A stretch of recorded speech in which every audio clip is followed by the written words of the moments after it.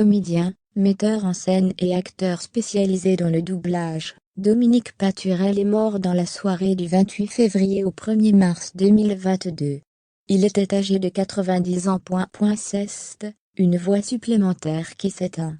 Le comédien et metteur en scène Dominique Paturel, pas de lien avec l'interprète du titre, Les Bêtises, est mort dans la soirée du 28 février au 1er mars 2022.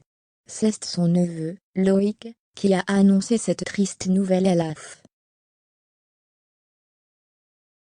L'acteur de 90 ans, qui souffrait de diabète depuis quelque temps, était pris en charge à l'hôpital de Saint-Brieuc, dans les Côtes-d'Armor. Il avait dû être amputé récemment à cause de son état de santé. Son état général s'est dégradé dernièrement. Son état général s'est dégradé dernièrement, précise Loïc Paturel. Il était l'un des derniers à avoir joué sous la direction de Jean Vilar, metteur en scène illustre, fondateur du Festival d'Avignon.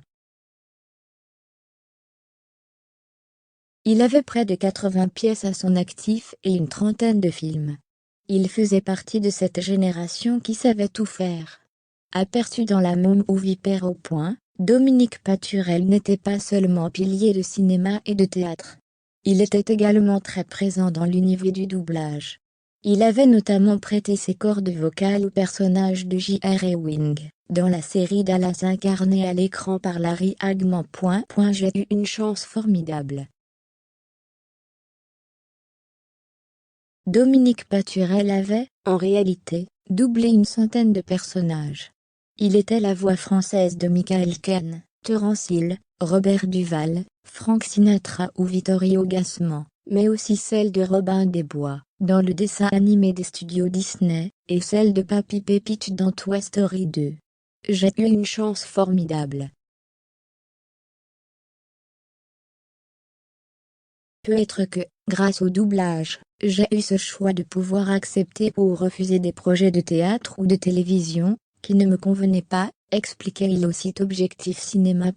Ses obsèques sont prévues dans l'après-midi du vendredi 4 mars 2022, à 14h30 en l'église de Saint-Pierre de Pordic, son berceau familial situé en Côtes-d'Armor.